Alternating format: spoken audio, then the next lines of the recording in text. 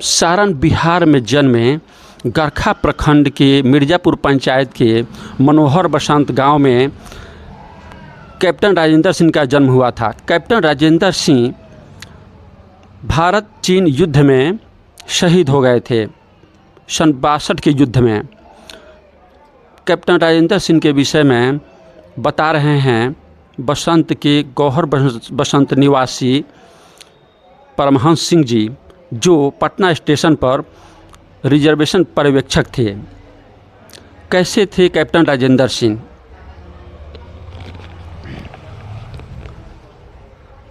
मुझे बचपन में उनको देखने का सौभाग्य प्राप्त हुआ था। उस समय हम स्कूली शिक्षा में रत थे।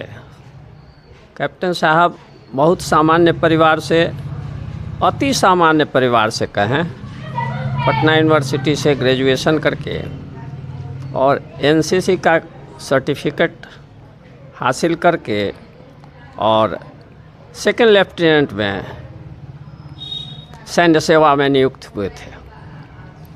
उसी में प्रमोशन प्राप्त करते हुए कैप्टन के पद पर पहुंचे थे और उस पद पर सेवा देते हुए शहीदी में गुमनाम शहीदी से तात्पर्य है कि वे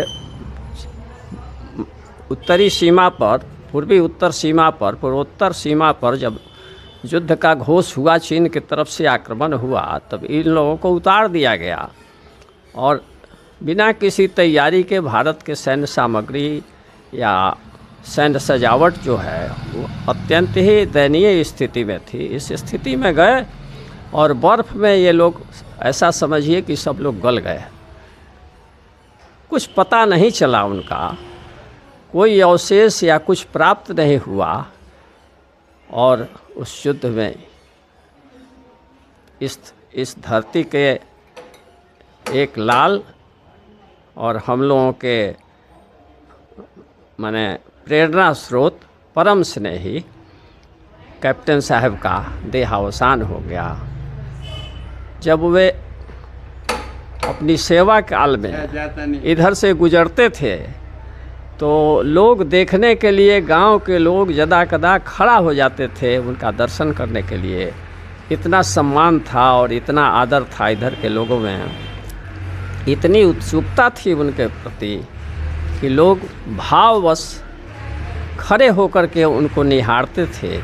और दिव्य व्यक्तित्व भी था, पर्सनालिटी भी वैसा था कि लोग दर्शन करते थे। आज बड़े दुख की बात है कि यह क्षेत्र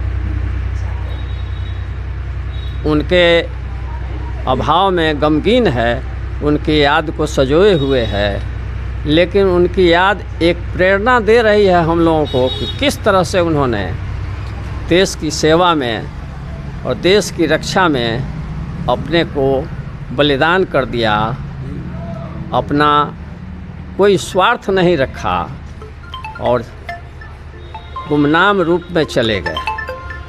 हम लोग आज भी उनको श्रद्धा सुमन अर्पित करते हैं, अपना श्रद्धांजलि देते हैं।